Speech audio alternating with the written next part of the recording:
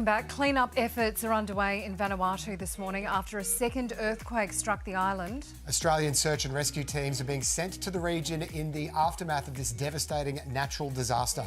For more, we're joined by Chair of the Vanuatu Business Resilience Council, Glenn Craig, live from Port Vila. Glenn, thanks for your time again. We talked to you yesterday. How are you? How are you holding up, mate?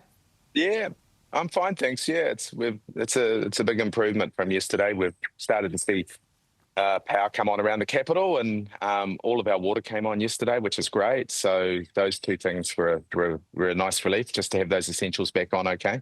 Yeah, that's good news. It looks like a glorious day behind you from the sky perspective, but what's happening on the ground? We've seen some incredible bravery coming out of this disaster, Glenn. Yeah, it has been. Yeah, we're still focusing on those three major buildings that have had the catastrophic failure. The one that you're looking at now is the surf shop that came down, and that's probably where a lot of the focus is.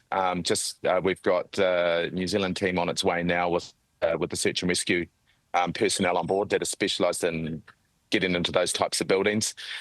We've got another two buildings that we're going to have to be assessing, and obviously we have the large landslide that we had. It hasn't blocked access to the Wharf Road, but what it has to our container ferry, but what that has, what's come out of that is we know that there are at least sort of 5 or 6 fatalities under that.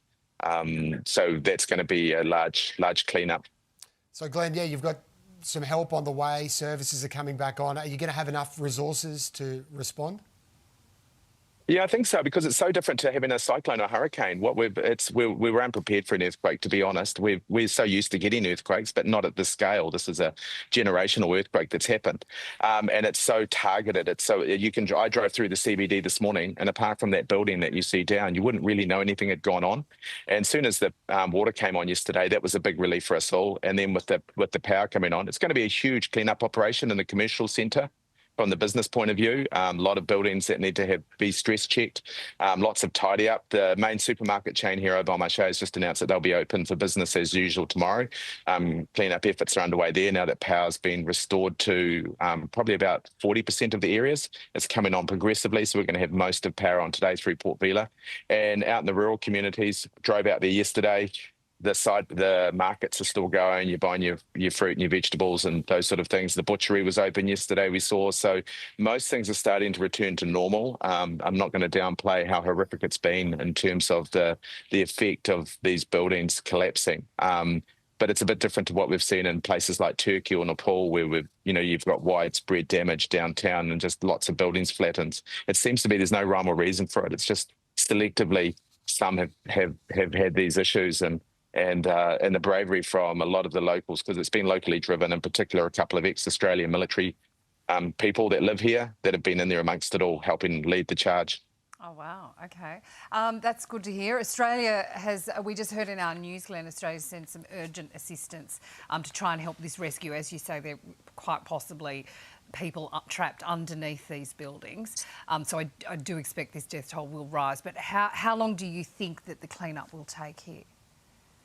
I think in terms of day-to-day, if you talk about going back, returning to business, I think early next week things will return to business, and then it's going to be a case of the reconstruction of those affected areas and the demolition of the buildings selectively that have had the issue.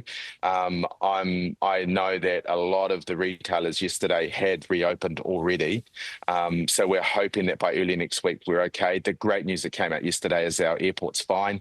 Our terminal was obviously a mess. It needs to, we had ceiling panels down and all the computer equipment's on the ground. So the team at Airports Vanuatu were doing a great job to be reopened. I'm hearing that as soon as tomorrow we're going to be ready for commercial flights, which is great because that's what we need. We need people to be able to come and go, and seasonal workers and tourists and people that want to come to Vanuatu, and also people that are here that were due to go home that want to go home.